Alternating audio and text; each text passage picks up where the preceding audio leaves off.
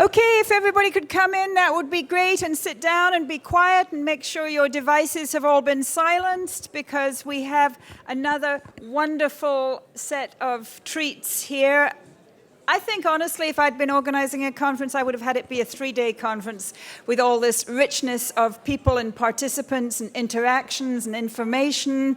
But anyway, we are so blessed to have so many wonderful people here in town together. Thank you for all quietening down so we can hear the next great panel. I'm Helena Cobban. I'm the CEO of a company called Just World Books that was founded by myself with the goal of expanding the discourse in this country on issues of vital global concern. And as it happens, most of our books recently have been about Palestine, including this fabulous title by Nora Barrows-Friedman, which speaks directly to the experiences that you're going to hear in person from Ahmad, Amani, and Dima right now. This book and many other fine books are available for sale at the WRMEA book stand, which also has olive oil and Palestinian tchotchkes and all kinds of wonderful things. So I urge you to support them by going and buying all those great products. That's the commercial interlude from me. We're going to start with Amani Al-Khatahtbeh, who is the founding editor-in-chief of MuslimGirl.net, a blog aimed at eliminating stereotypes surrounding Islam and promoting the place of Muslim women in Western society. Amani, by the way, in case you didn't know, this whole panel is about what's happening on the college campuses these days, which is absolutely crucial to the future of this issue. So that's why it's particularly great to have this youthful energy here. And it comes with an enormous amount of experience of organizing on campuses. So Amani ran into trouble with Rutgers University trustees and its daily newspaper, the Daily Targum, which decided that criticism of Israel is anti-Semitic. In June 2012, the ADC named Khatahbeh its media relations specialist. So we're delighted to hear first and foremost from Amani Al-Khatahtbeh.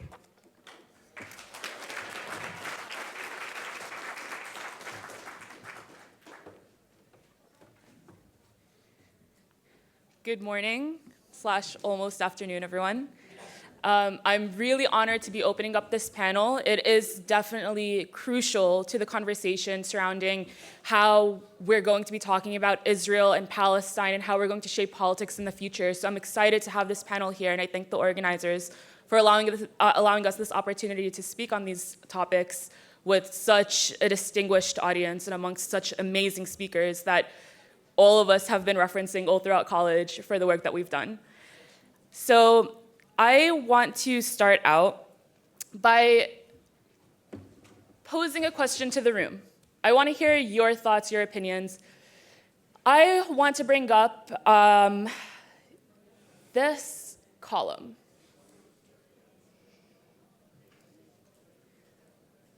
That just went away completely. Someone can help me with this, please? Thank you. Okay. Until it comes back up on the screen behind me, I want to read aloud what it says. It's a column that was published in the Daily Targum, Rutgers University's student newspaper. And it was written in criticism of a new building that Hillel was raising funds for on our campus. They had a huge building in the center of our university, and they were raising funds to make an even bigger one to be able to provide even more services to the campus community. This article was published around that time. It's called, "Can Hillel's Funding Be Put to Better Use Elsewhere?" In the column, Colleen Jolly, the writer, says, "If you know anything about Israel, you can conclude that pro-Israel parties are good at getting money into funds, i.e., the purchases of Jewish National Fund and modern-day Palestine.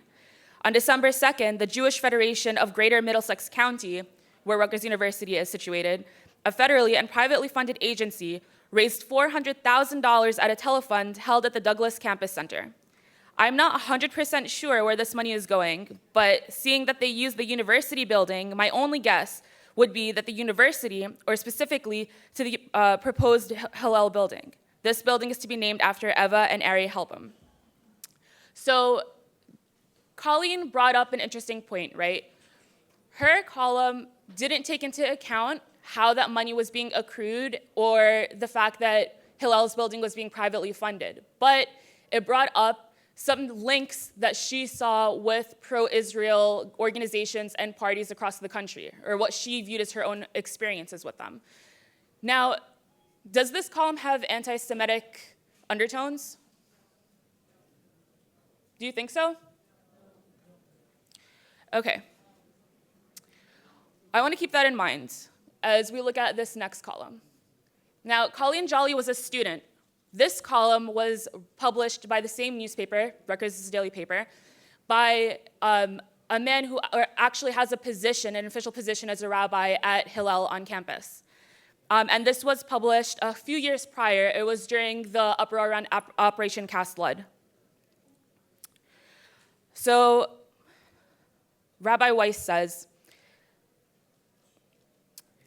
if you know anything about, he says, standing on the steps of Broward Commons on College Avenue campus, they held a vigil for, referring to an organization that later became known as SJP on campus, the 1,400 lives lost during the war in Gaza more than 2 years ago, the Daily Targum reported, yet students and staff who came for the ambiance of a peaceful vigil that night may not have known that they were involved in a vigil which mourned the deaths of terrorists.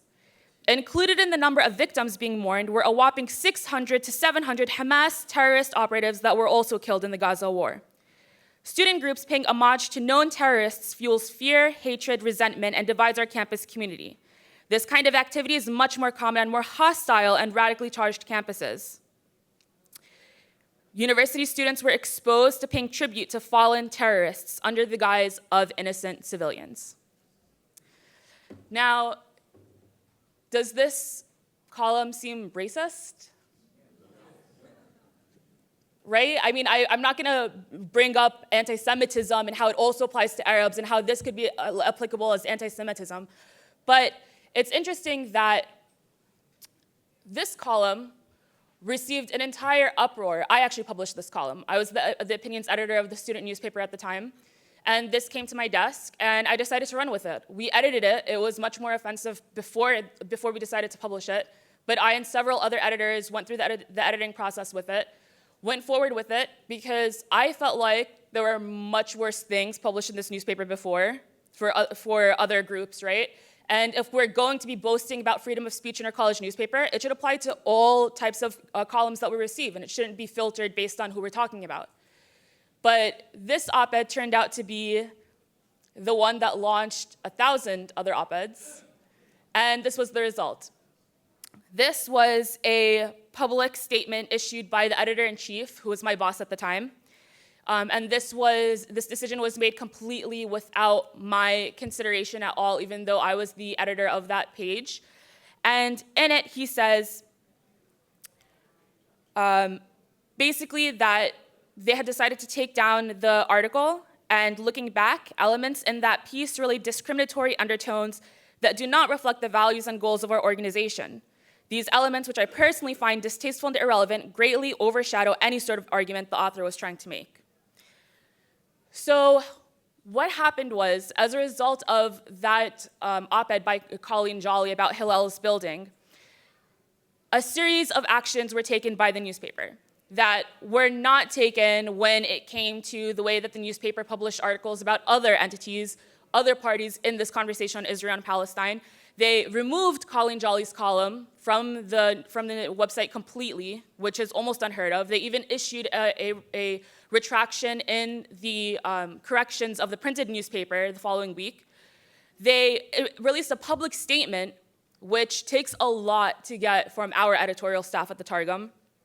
And on top of that, something that happened behind the scenes that didn't receive much visibility at all, by the pressure of Hillel around this column, they were able to get the Board of Trustees to implement sensitivity training to every incoming editor on how to identify anti-Semitic undertones in columns that they're editing. And then, on top of that, in case you thought that wasn't enough, they also decided, the Board of Trustees told the editorial staff that from that year forth, any column or a letter to the editor, anything that was submitted to them that was on Israel or Palestine had to go straight to the Board of Trustees for their approval. Now, number one, I'm pretty sure that's literally the definition of censorship, if you want to open it up in a dictionary. But number two, if we're talking about anti-Semitism, and that was the charge, what in the world does that have to do with the Israel-Palestine conflict? This really powerful, influential organization on campus, Hillel, basically used this opportunity and this uproar around this column to create more pressure on the newspaper to censor itself on Israel, because pro-Palestine sentiment on campus was gaining a lot of traction. It certainly did when I assumed office. I became the first Palestinian opinions editor that the newspaper had in its history, and we're talking about the oldest collegiate paper since the United States became the United States. I was also the only Arab editor for my entire editorial staff, so I guess that was kind of, a sensitive thing in the office. And on top of that, I was told by people that had worked there before that I was the first hijab-wearing Muslim woman that they had as an editor in the newspaper as well. So when I assumed my position, what exactly was I coming into? When I was a freshman at Rutgers, the newspaper had a really awful reputation for being very pro-Israel, very slanted. The opinions page only showed these really strong columns, like the one you saw from Rabbi Weiss, that were very distorted and showed only one side, one point of view to things. And there was a lot of controversy on campus even then. So these are statistics that were put together by students and faculty alike. They went back through an entire year to 2 year span in the newspaper of the opinions page before I assumed office. This was 2 years before I received my desk as the opinions editor. And they put together how many opinions articles were exactly published that were pro-Palestine, how many were published that were pro-Israel, and how many were neutral. And as you can see, there are almost twice as many op-eds published that were pro-Israel than pro-Palestine. So this is what I was dealing with. And honestly, this was a huge motivation for me when I got invited to apply for the position, because I was like, wow, this is something that I've been wanting to change since I was a freshman. So now I'm a junior, why not, right? So I went for it, and I got elected for the position. And lo and behold, immediately, literally my first month in office, this was probably even the first week of me being the opinions editor, I was charged with bias, immediately. Literally one of the first op-eds that I published was submitted by a Hillel member on campus, and it was about Iran and Israel's interests in US policies in Iran, why the US should be against Iran, et cetera, et cetera. And the editorial process, like I mentioned earlier, goes through a series of editors. So this particular column received the exact same treatment any other column did. We put it through the editorial process, fact-checked it, we edited it for length so it can fit into the paper so that we can even publish it in the first place. But immediately that student and other really influential and vocal members of Hillel made a very public complaint against me that I was biased. And I'm not entirely sure that I would have been accused of that had I been any other identity than an Arab Muslim woman in that position. So things started really heating up when it came to Targum on campus. I was under a lot of scrutiny. The spotlight was literally on me for what was being published, how it was being published, and the treatment that the op-eds were receiving. One Hillel member who had the position of being the Israel chair, so I'm assuming his position has something to do with promoting pro-Israel relations on campus or something.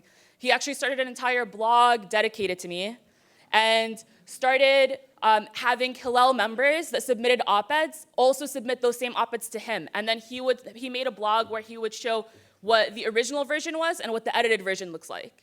And then any edits that were made that weren't always mine, but they were pretty typical, very, very usual edits, he would politicize them and attribute some great underlying intention behind it, and really, trying to rev up the sentiment around me that I'm like this biased, unreliable editor and I shouldn't be in my position. And interestingly enough, no other editor in our staff received that same type of treatment, that same type of scrutiny. No one else was really considered for whether they're approaching a topic sensitively or not. Now, as a result, I, for a number of times throughout my term, was threatened for termination by the Board of Trustees. What wasn't disclosed is that one member of the Board of Trustees is actually the mother of one of the leading officials of Hillel entirely, and that was something that they kept secret from us. So obviously, things already behind the scenes are politicized. And the very close ties the Board of Trustees had with Hillel, they used that to try and increase pressure on me to decide what my editorial decisions were. Things really popped off when I published an op-ed that was pro-Palestine, because we had published one that was pro-Israel the day before. And when I published the pro-Palestine one, I got accused by, that was probably the popping off point where everyone really attacked me for being biased. That particular official in Hillel, whose mother was on the board, she said that she had submitted a letter and I hadn't picked hers over the pro-Palestine one, and I should because she's an official Hillel official, even though a pro-Palestine letter was published before hers. And they wanted to create a rule where anytime a pro-Palestine letter was published, a pro-Israel letter had to be published alongside it. A major double standard, because countless pro-Israel letters were published without any kind of consideration towards the opposing side. So they were telling the Board of Trustees, we have to tell this editor, she has to publish Hillel letters on Monday because that's when the newspaper gets the most circulation. She has to publish pro-Israel letters alongside pro-Palestine letters. And multiple times they told me if I didn't do exactly what they said, they were going to fire me. So I had many opportunities to expose what was happening behind the scenes, but this is an issue that I think Dima is going to speak a lot for with students on college campuses, is that they're in a very vulnerable position. So for me, I had to risk losing my job, which was my paycheck. I had to risk a reputation in my school for being an editor if I got fired or if I got terminated. And I was really confused because also when I reached out to the Board of Trustees, before I realized this was all coming from them, I expressed my concerns that I was being discriminated against.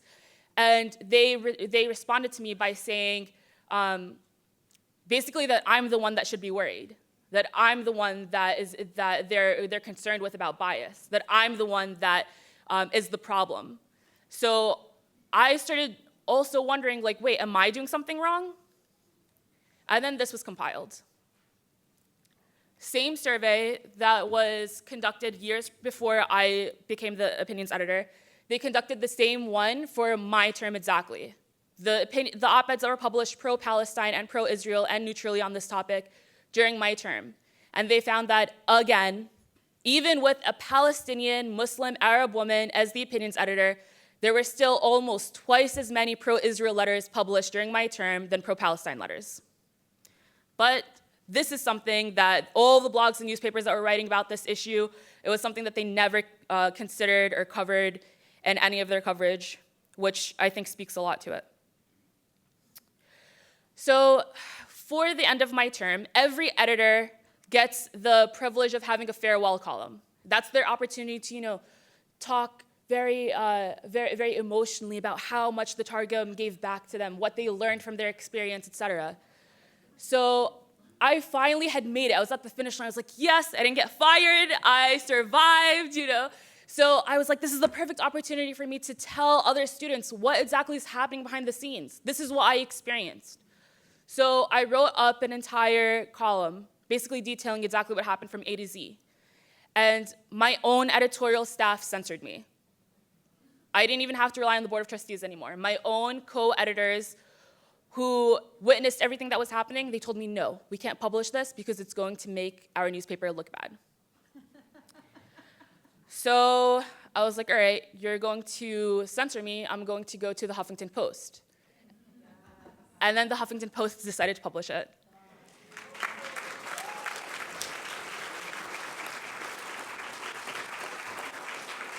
Now, this was my first time writing for a major publication like this, and I was very relieved because I was almost in tears when they were censoring me. I was like, wow, this is literally happening again, even as I'm about to leave. But thankfully, it turned out for the better because this issue ended up receiving a national audience, and it getting published in the Huffington Post is even the reason why I'm here today.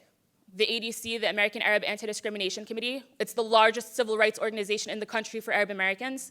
They saw this and they reached out to me because they felt like I was being discriminated against. And then only a couple of months later, when I was about to graduate from college, they reached out to me and recruited me to be their media relations specialist. And now I'm in DC where these decisions are happening.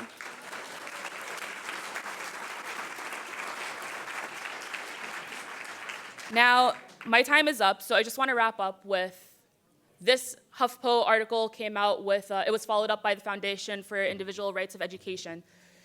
They wrote a blog about it, and in the blog they said, Targum readers think that they are getting news on controversial topics from independent student editors, but instead they seem to be getting the perspective of unknown members of a board of trustees working behind the scenes.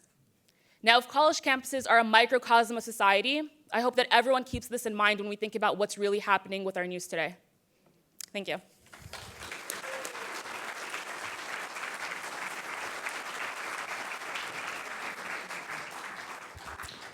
Thank you so much, Amani. It really is wonderful for me to be here with three amazingly talented young Palestinian Americans. That's such, like, you know, when I came to this country 30 years ago, it was very different. And here we see leadership being formed amongst a new generation of Palestinian Americans. So our next speaker is an exemplar, Dima Khalidi. I said this the other day. I've known her since she was born, and it's my real pleasure and honor to introduce her. She's the founder of an organization now rebranded as Palestine Legal, formerly known as Palestinian Solidarity Legal Support, which Dima said is kind of a mouthful. So she will tell you what they do, and it's a small organization with currently three extremely active lawyers who provide legal support in circumstances exactly similar to what Amani said. One of the things that another of their staff attorneys said is that the First Amendment has no Palestine exception. Bear that in mind. I mean, I've worked in the media in this country for 35 years, and I was subject, even at the Christian Science Monitor over the years, to exactly the same kind of double standard that Amani talked about at the Daily Targum. You know, if I took a trip, then who is funding the trip? It would all be extensively interrogated, and I had to report it. People who were reporting stuff from Israel, nobody ever examined who was paying for their trips. That stuff goes on in the media, in the national mainstream media, all the time, and the Christian Science Monitor was among the best of them. So anyway, I'm glad that you guys are here to take up the struggle and take it to new levels. Dima Khalidi.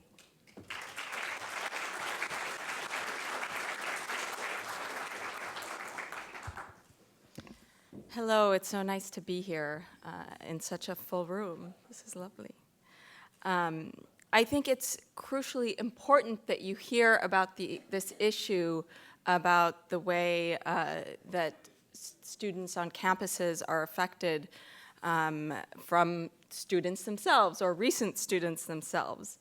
You know, it's really, their experiences exemplify what Palestine Solidarity Legal Support, still PSLS, but Palestine Legal for short, is seeing again and again around the country. And we work nationally, so we are getting a very good sense of how widespread this problem is.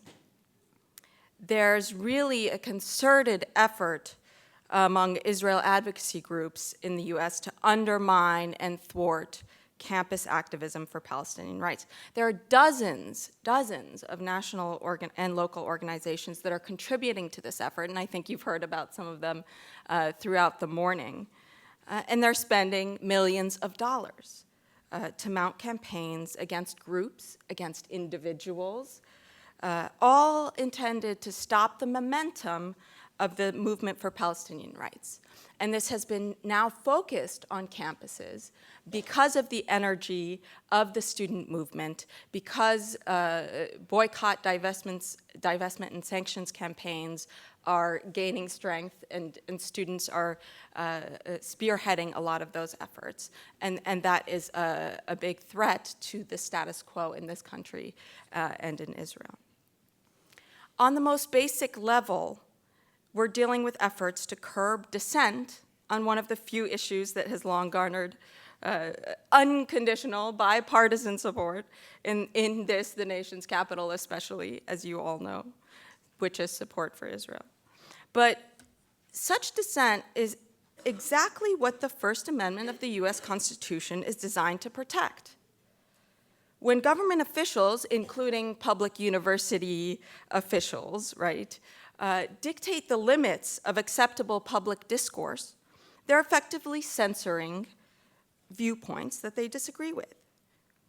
And universities in general have been exalted by the US Supreme Court as peculiarly the marketplace of ideas.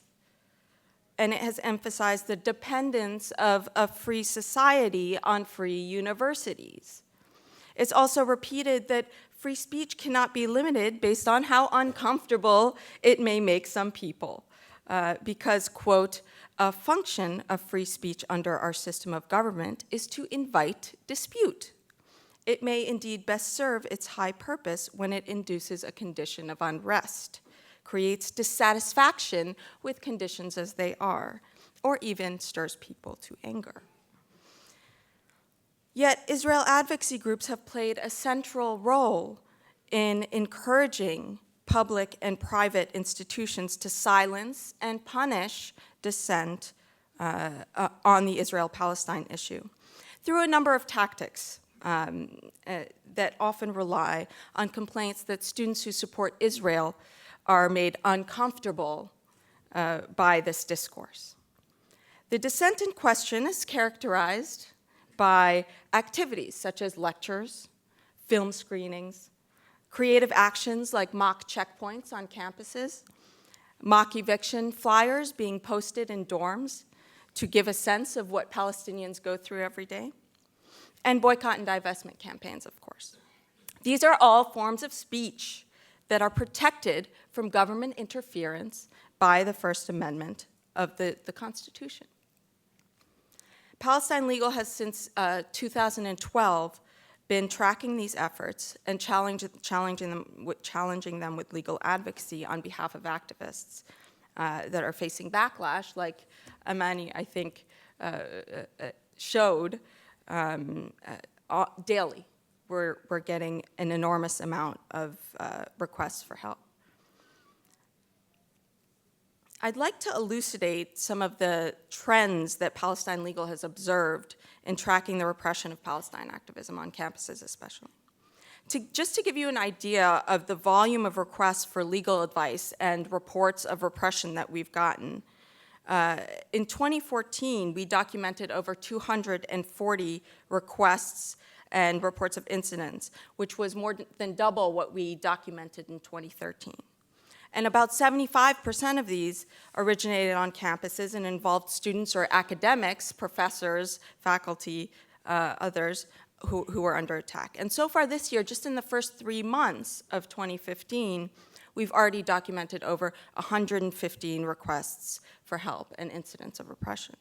Again, the majority on campuses. Some of the most prominent tactics that Palestine Legal has documented include smear campaigns, legal complaints, disparate treatment by universities, and interference in student democratic processes. I think we've heard a lot about smear campaigns. Richard Falk and Alice Rothschild spoke a lot to that, as has Amani, I think. But smear campaigns include false accusations of anti-Semitism, as we know, against individuals and groups that criticize Israeli policies. And they rely on this false conflation of criticism of those policies with a hatred of Jewish people as a whole. Israel advocacy groups have long been promoting and attempting to codify a redefinition of anti-Semitism. If we listen to Alice's definition of anti-Semitism before, this new definition is designed to encompass anything that delegitimizes, applies double standards to, or demonizes Israel. That can encompass anything and everything, as you can imagine. And this redefinition recently appeared in student government resolutions, which were passed at UC Berkeley, the University of California, Berkeley, and UCLA, as well as now in a California state resolution. While the definition has no legal basis, precisely because it would undermine basic First Amendment rights to engage in political speech, it nevertheless stigmatizes those who are openly critical of Israeli policies and increases pressure on universities to curb such criticism. So these kinds of accusations really underlie almost all of the incidents that we document at Palestine Legal. False accusations of connections with groups that are designated as terrorist organizations by the US government are also very pervasive, especially with students. And there's a particularly pernicious effort to associate Students for Justice in Palestine chapters, of which there are dozens in schools across the United States, with Hamas in particular, as with the Hamas on Campus website that I think was mentioned earlier.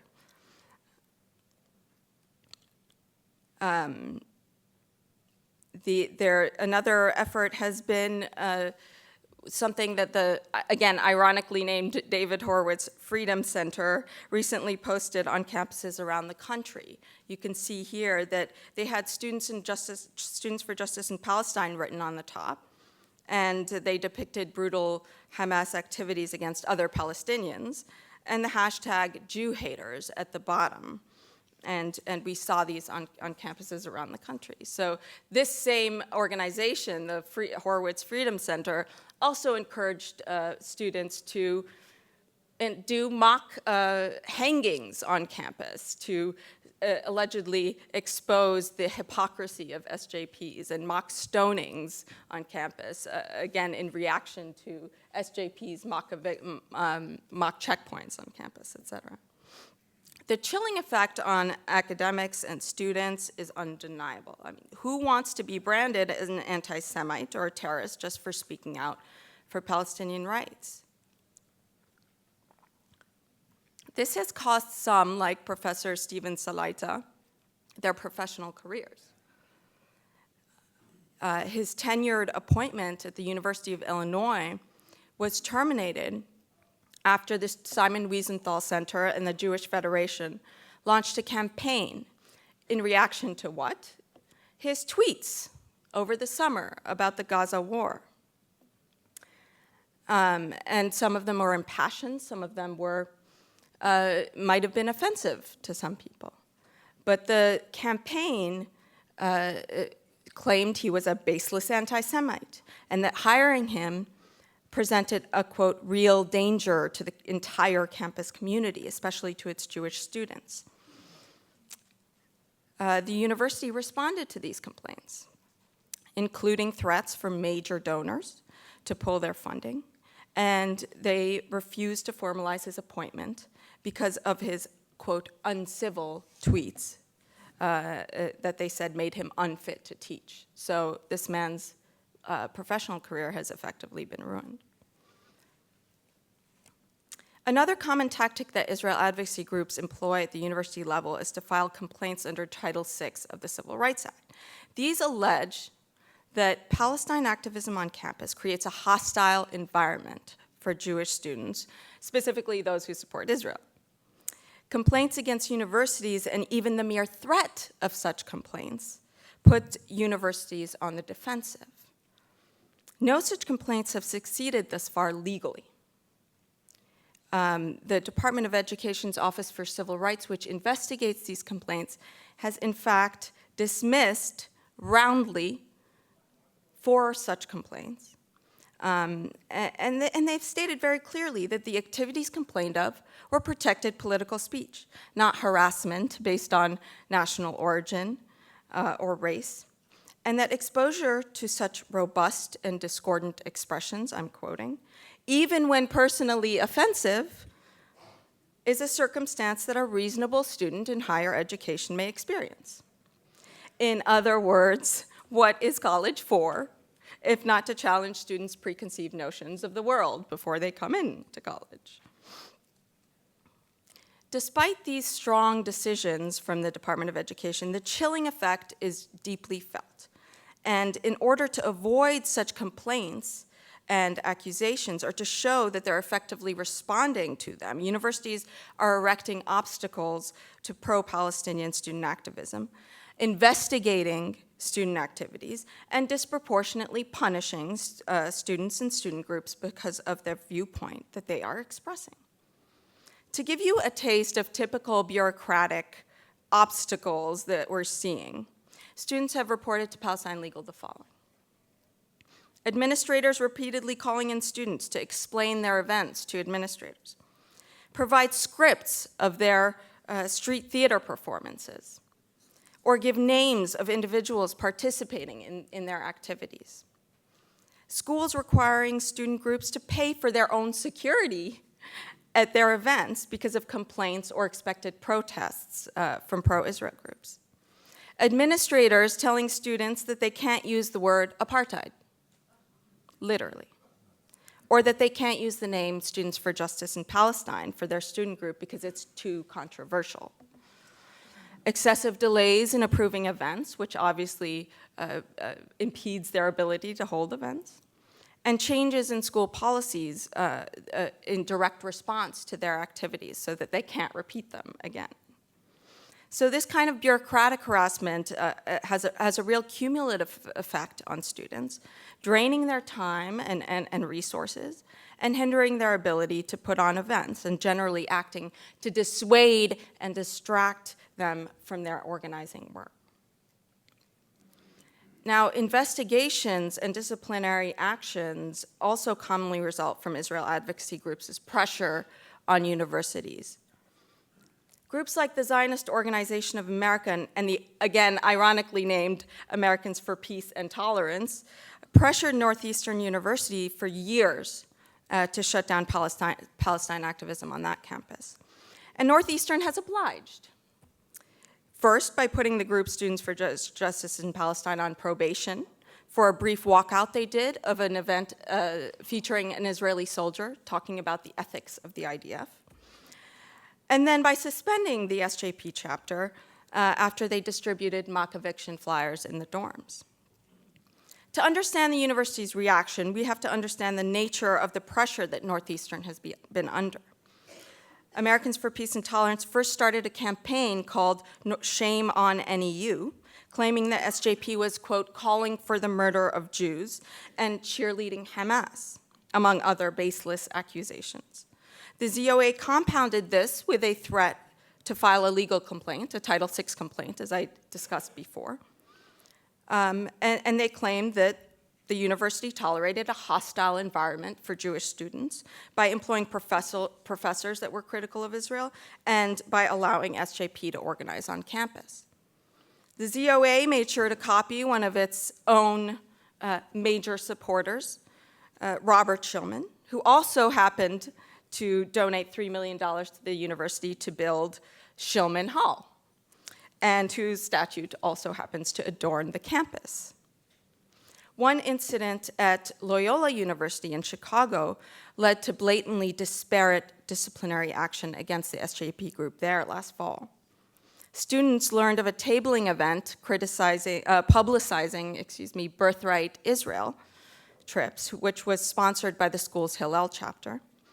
And they decided they learned about this the night before.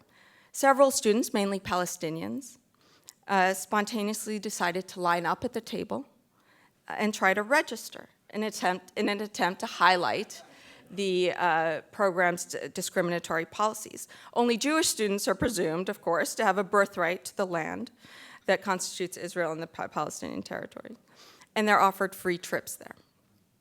When students lined up and calmly asked to register for a free trip, since after all, their own grandparents hailed from now destroyed villages in present-day Israel, students manning the table immediately complained to administrators. The university undertook a month-long investigation, and they eventually charged SJP as a group with 6 conduct violations, including bias-motivated misconduct, harassment and bullying, and a violation of school demonstration policies. SJP was ultimately found responsible for only one of the 6 charges, which was violating demonstration policies, not registering their demonstration 7 days in advance like the school requires. But for this infraction, the group was placed on probation for the remainder of the year, and they couldn't access any more school funds. Meanwhile, Hillel was also found responsible for not registering their tabling event. Their sanction, however, was vastly different. They were merely required to go and talk to administrators about what the registration policies were so that it would be clear to them in the future.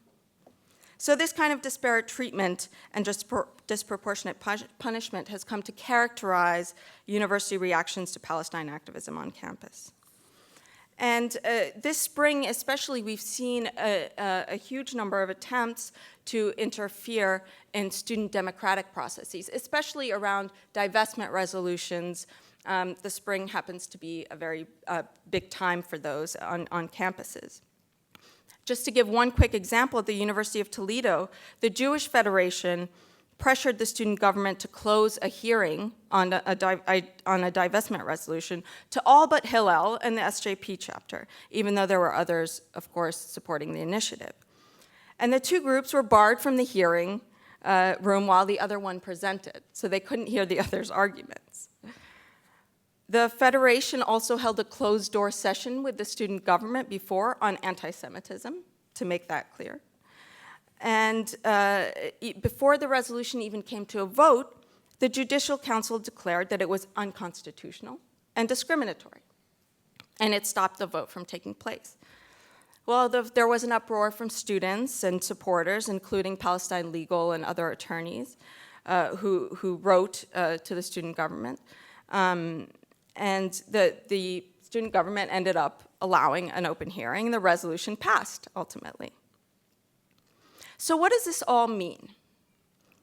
This doesn't even begin to explain the depth of the problem, because we're seeing such a huge number of cases like these that affect dozens and dozens and hundreds of individuals, faculty, et cetera.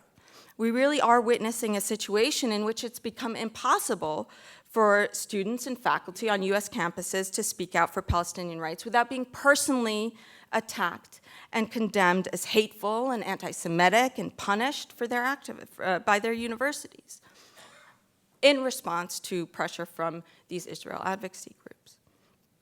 The incidents that we are documenting do point to an apparent Palestine exception to the First Amendment, a situation in which public officials find it acceptable to muzzle a certain viewpoint in order to appease a strong political constituency, and often big donors, of course. In addition to the palpable effects on their direct targets, which I think Amani and Ahmed point to very well, and I think Alice showed that also very well, the emotional burden on people who are attacked in this way is something that is not really understood or talked about very much. But these repression tactics work to restrict public debate on a critical issue and thereby help preserve the status quo on Israel-Palestine in this country. Universities, think tanks, policymakers, media outlets, if any of you are here, forsake their responsibility to address one of the most prolonged human rights issues of our time when they accede to these pressure campaigns and inhibit people from speaking and protesting and taking collective, nonviolent action to effect some kind of change. Without an honest and critical public conversation about this. U.S. policy in the region will continue to enable this state of occupation and subjugation. And really, it is precisely because students and others on university campuses are reaching their peers. They're making connections, oh, it's a sound, between social justice movements and proposing a rights-based approach to the conflict that Israel advocacy groups are putting their thumbs on the scale now. They know it's on university campuses that the civil rights and anti-apartheid movements gain strength, and that youth are the drivers of change. It's upon us to ensure, ultimately, that these voices are heard, that efforts to suppress this movement are exposed and challenged, and that we allow discourse in this country to move beyond blind support for a repressive regime that we ourselves are enabling, in fact. Thank you.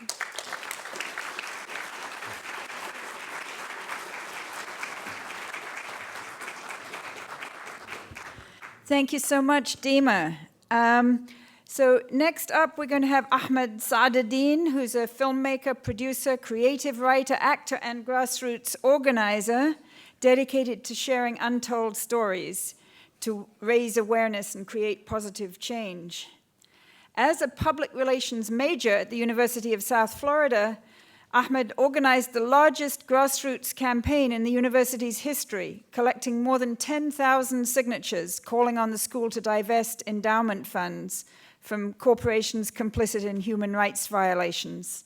So, Ahmad, really looking forward to hearing your tales from college and maybe from since college.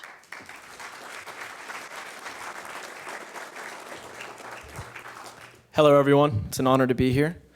My name is Ahmad Saadaldin, and I'm a graduate from the University of South Florida. While I was there, I served as the president of Students for Justice in Palestine for 2 years, and I was one of the main organizers of the divestment campaign that took place there. My presentation today is going to be about campus activism, overcoming obstacles and suppression, and achieving success. So I'm going to start with the obstacles that I think are very difficult for SJPs to overcome. Number one is active suppression of student organizations by student government and universities. And number two, the demonization of Muslim, Arab, and SJP students and activists by pro-Israel organizations. So I'm going to try and help you understand some of the obstacles that we face by sharing with you my experience at USF and what we went through over there, and then trying to tie it in with what's going on around the nation. So in January 2013, we started our divestment campaign. I went to student government and I met with the Senate president who was in charge of creating the agenda for the meetings. And I shared with him a copy of our divestment resolution. It was just a draft at the time. And I asked for advice. I was trying to learn more about the process. How does it work? And he told me you should attend the student government meeting later that evening. And he asked to keep a copy of our divestment resolution. So I couldn't make it that evening, but a couple of our members could. So they went to the meeting, and they stayed, and they learned, and they took notes. And at the end of the meeting, a complete stranger came up to them, got in their face, put his finger in their chest, and said, "Dead on arrival." They're shocked. Who is this guy? What is he talking about? He goes on to say, "If your resolution touches the floor, I'll veto it." It turned out he was a student body president. So obviously we were very disturbed by that, so I went back. I'll explain it. I'll show you his picture in a moment. His name is Brian Goff. Anyway, I returned to the Senate president, and I told him what happened, and he said, "Don't worry about that. He won't veto it, because I won't even let it touch the floor. I'll never put it on the agenda. I sent your resolution to the University Legal Counsel, and they told me that divestment is illegal." So before we even started our campaign, we were told, no political stances, dead on arrival, no international politics, and it won't even touch my floor. So this was very concerning for us, especially since 2 months before we started our campaign, the student body president sent a letter to Hillel during Operation Pillar of Cloud when Israel slaughtered hundreds of civilians in Gaza, and he told them, as student body president, I support Israel's right to self-defense on behalf of the student body. So clearly there's a double standard about who and when we can take political stances. So after the backlash and suppression that we faced already, we gave up, right? Wrong. We did not give up. we learned that we could get our resolution in the form of a referendum. All we had to do was collect 1,500 signatures, and we could get it on the ballot for student body elections. But there was one problem. We learned on Tuesday night that we had to collect the signatures by Friday, so we only had 3 days to do it. So we gave up, right? Wrong. We collected 2,500 signatures. It was the largest petition in University of South Florida history at the time. So we collected the signatures, we followed the rules, we got it in on time, so it got on the ballot, right? Wrong. The night before student government elections were to begin, we received an email from the student body president, the senate president, the university lawyer, the assistant dean of students, and the election rules commissioner, and they told us your referendum will not be on the ballot because it's illegal and it violates university policy. Which policy? They did not tell us. In an email from the assistant dean to the student body president, she asked, what's going to happen with the referendum? He responds, we will not put it on the ballot. As if it's up to him, as if he's the king, he can decide, there's no rules, as if we violated some rule, we're doing something illegal. Clearly, that wasn't the case. Now, the Senate president, who was very aggressive with us in the beginning, told us it won't touch my floor. Turns out he had a little bit of a conscience, and he replied by saying, it is neither up to me or the student body president. We don't have the authority to stop this referendum. We are violating their right to the referendum process. As soon as he said that, the university legal counsel told him, if you put this on the ballot, you could be charged with a misdemeanor. And I am the lawyer, and I'm advising you, and I have to defend you, so I'm just letting you know. So he calls me Sunday night from his cell phone, and he tells me, I want to put this on the ballot, but they're charging me with a misdemeanor. Can you help me? So I got a lawyer, and that lawyer immediately told him, if you do not put this referendum on the ballot, we will file a lawsuit.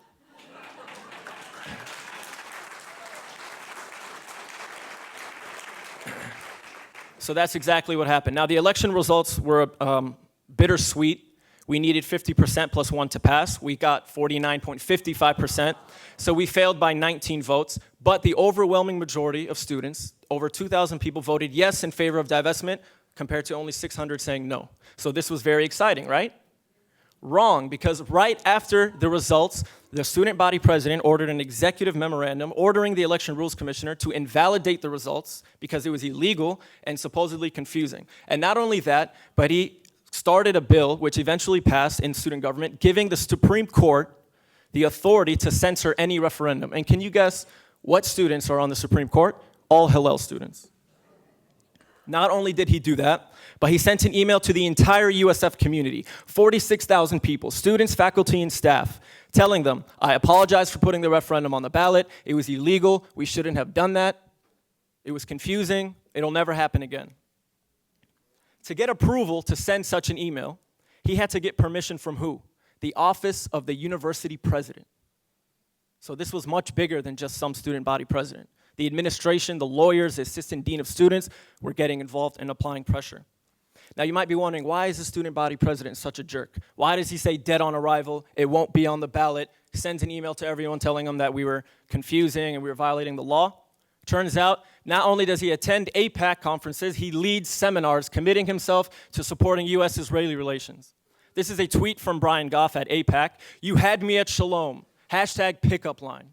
This APAC puppet undermined the voices of thousands of students.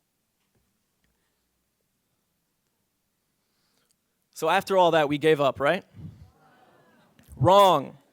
We did not give up. We decided that we were going to create a petition outside of student government so that they couldn't just invalidate us, and we were going to make it the largest petition in the history of any Florida university. We collected 10,000 signatures, and we went straight to the USF Foundation, the group that manages the endowment, and we told them, here are the signatures. You ignored us last year. We want divestment, and we want it now.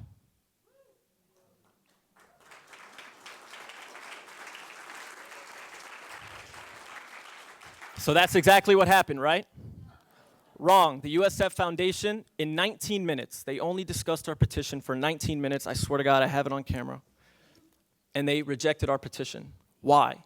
It turns out the executive director of the Hillel on our campus posted a blog where he brags about having one-on-one meetings with Jewish trustees in order to thwart the efforts of SJP. He also told them that they lied about how many signatures they collected, they're anti-Semitic, and they were bribing students with pizza. 10,000 slices of pizza. That's gotta be like $50,000. Way over our budget. Not only does he say that, but he says that his students have been working behind the scenes to undermine SJP and student government. This is a statement from the USF Foundation where they say, we will not politicize our investments. We rejected the petition. So what message does a university send to its students when they reject a petition from 10,000 of them calling for something? What message does a university send to its students when the student body president sends an email to 46,000 people saying, the referendum you petitioned for, the referendum you voted for is invalidated, but please don't forget to vote for your school t-shirt, have your voices heard? What message does a university send to its students when the student newspaper will not cover the largest petition in support of human rights, but will instead cover a petition to bring Chick-fil-A sauce to our student cafeteria? I'll tell you what message they're sending. They want us to shut up, go to class, pay a lot of money for tuition and for textbooks, don't talk about human rights, don't talk about anything else. The only thing you can talk about is t-shirts and Chick-fil-A sauce.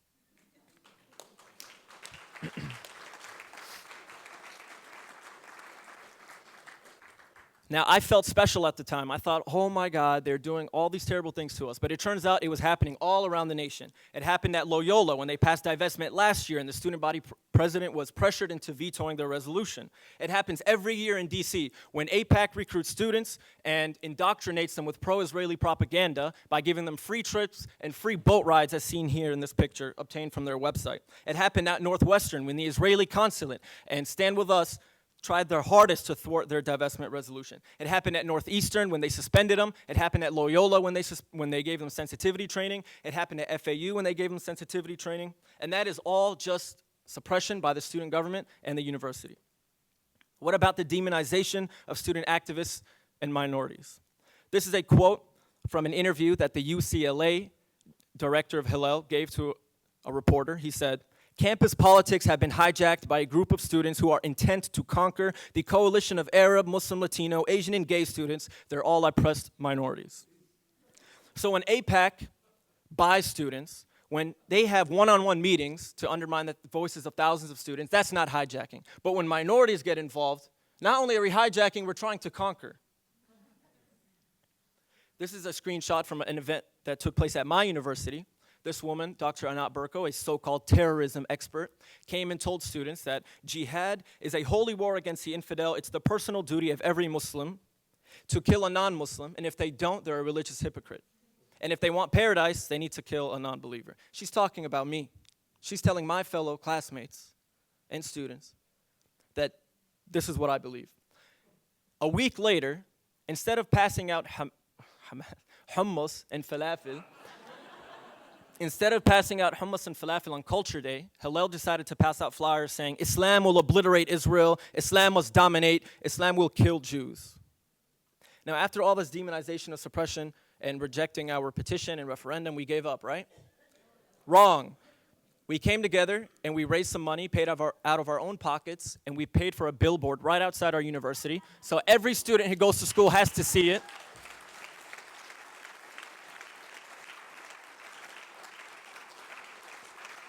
Saying 10,000 students silenced, and USF investments in Israeli apartheid, USF for human rights. Now, what was the reaction? What were Hillel students telling us on Facebook? They accused us of terrorism. Now, we posted that billboard 2 weeks after the attacks in Paris, when freedom of speech was a huge topic, huge discussion, right? Our freedom of speech somehow was terrorizing them. This is another picture that they posted after SJP and MSA had a vigil for the 3 Muslim students that were killed in Chapel Hill, North Carolina. Some of you might have heard about it in the news. Posting a picture of a crusader, obviously referring to the crusades that slaughtered hundreds of thousands of Muslims. Another person says, all Muslims don't belong in America. That's too bad. I'm glad 3 are dead because all are terrorists. This is an organization called Hamas on Campus. Dima Khalidi referred to them. Their mission is to expose SJP. In one of their videos, you can see they have this crazy web where they connect SJP to the Brotherhood, to Hamas, to all these different organizations claiming that our mission is to wipe Israel off the map and that we're anti-Semitic and that we're violent. They include a picture of 9/11 as if somehow SJP is affiliated to that. You might have seen these. This is from UCLA. They were passing out flyers affiliating SJP with violence, #Jew haters. They passed it out all around campus, including on the mascot. SJP, hashtag Jew haters. So these are all the obstacles that we have to deal with in form of suppression and demonization. What about the success? Well, I like to think that for every action, there's an equal and opposite reaction. And every time they push, we push back harder. So when they suppress us, when they demonize us, we get better at organizing, we become stronger, we become much more active. We expose them and document their corruption. We increase our pressure on student governments to be more fair and transparent. And students are realizing that if our student government isn't going to be fair and transparent, then I need to take matters into my own hands. I'm going to run for student body elections. I'm going to get involved, and I'm going to hold them to a higher standard. And at the end of the day, awareness is key. So when they demonize us, right, any publicity is good publicity. And I say that because that university student body president who sent an email to 46,000 people about our referendum didn't realize that while he was trying to demonize us and smear us, only 4,000 people voted on the referendum. He just told 46,000 people about our referendum. And we were getting flooded with emails asking, what is this referendum about? What are they talking about? Why are they silencing students? And I'll give you some examples of success. They ended up passing divestment at Loyola again. This time the student body president did not veto it. At ASUC, they passed divestment again. The student body president did not veto it. And at DePaul last year, in one of the biggest victories for divestment, they passed a referendum despite the interference of pro-Israeli organizations, pumping money and resources, trying to smear them and lie about them, and they still passed it. And you remember our good friends on Facebook that were calling us terrorists for posting billboards? Well, complete strangers rushed to our defense, accusing them of ignorance and hatred, and one woman told him, I'm just still confused as to why you chose the word terrorist. Well, I'm not confused. I know why, because they're a Palestinian Muslim organization, and in your head, that equals terrorist. Please take your Wonder Bread elsewhere with your ignorant comments.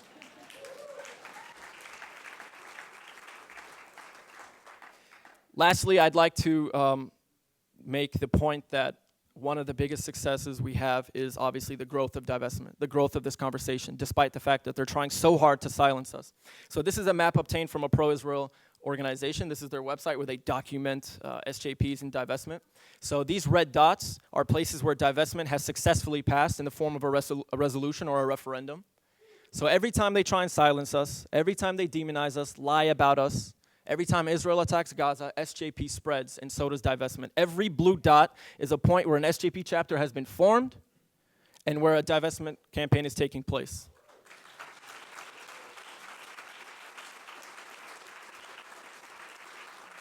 So our message to them is no matter what you do to silence us, we will never be silent.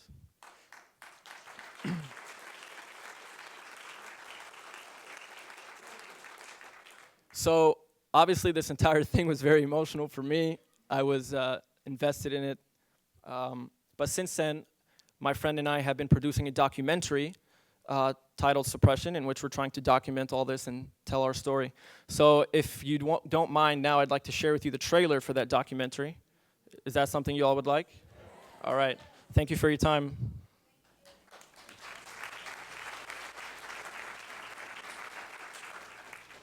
The Israelis and the Palestinians have been fighting for thousands of years over some little rock, and it's like, no, that's not it.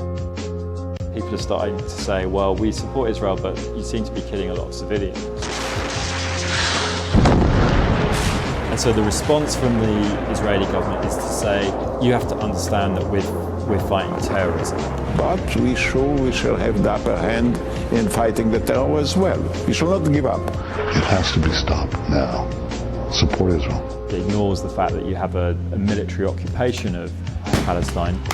There's nothing more that people in the Israeli establishment want than the continuation of the peace process, and it's because it's been all process and no peace. And it's bought them lots of time to build walls and settlements, lay siege to Gaza, and it's bought them time diplomatically to avoid the consequences of maintaining an apartheid state.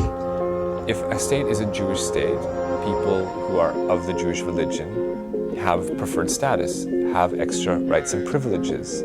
So that would make it an ethnocracy, not a democracy. If you're not Jewish, you're going to be excluded, ghettoized, or in the case of these Africans, put in camps, which even the president of Israel, Reuven Rivlin, has called concentration camps.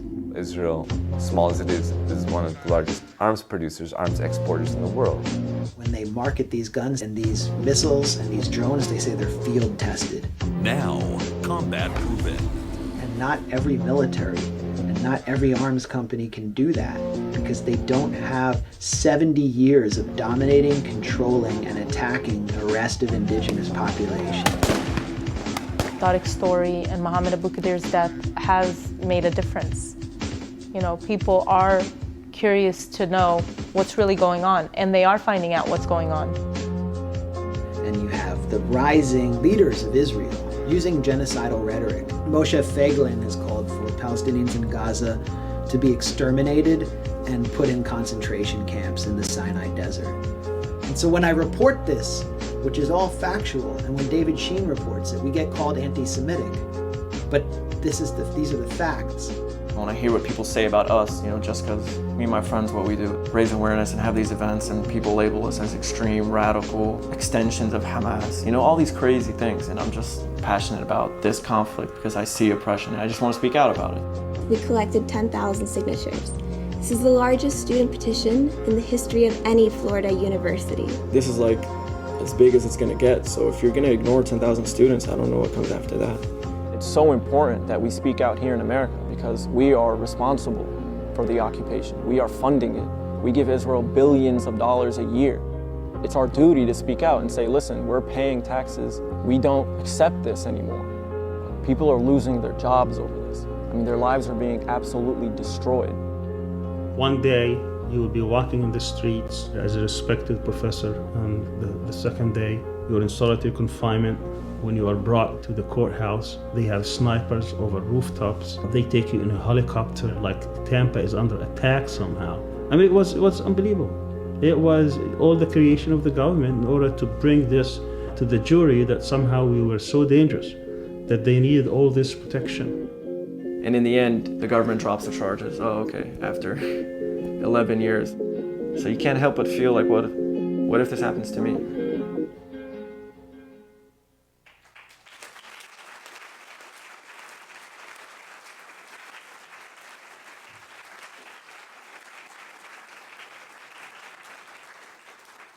So thank you so much, Ahmad, Amani, and Dima. What did I say about the new generation of leaders coming up?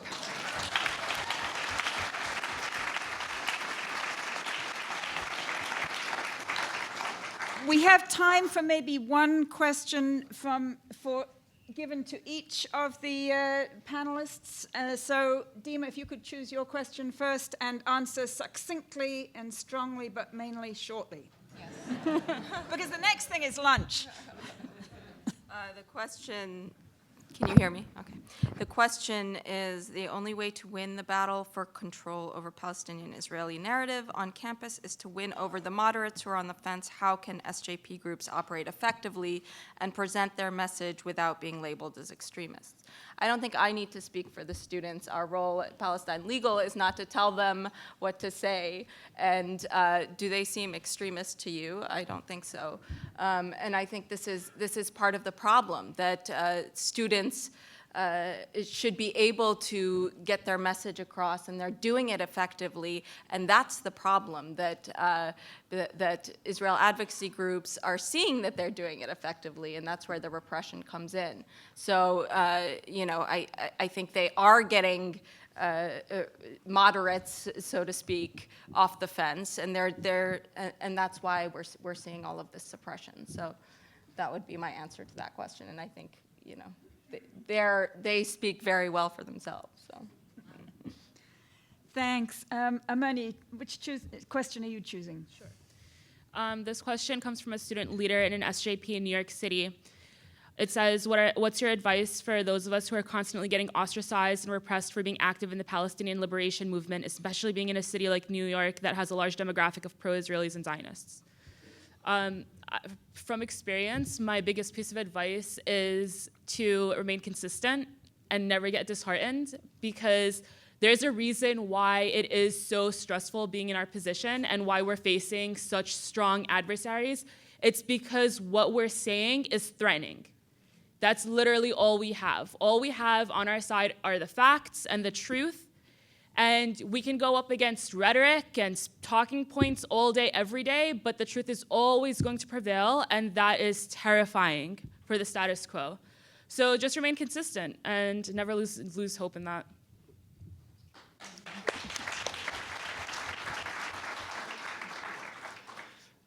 This question says, why doesn't SJP work on all campuses to educate student leaders so they don't have to attend all expense-paid trips to Washington, D.C. and attend the APAC conference? I think that's something that, as people are trying to do. To have an SJP at a university, you need people that want to start an SJP, and it's growing. Eventually, I think it'll get there, but we're, I think, well behind APAC and these other organizations. They have a lot of money, and they've been doing this for years, so I think we're making a lot of progress, but we need support from people like you. So thank you very much.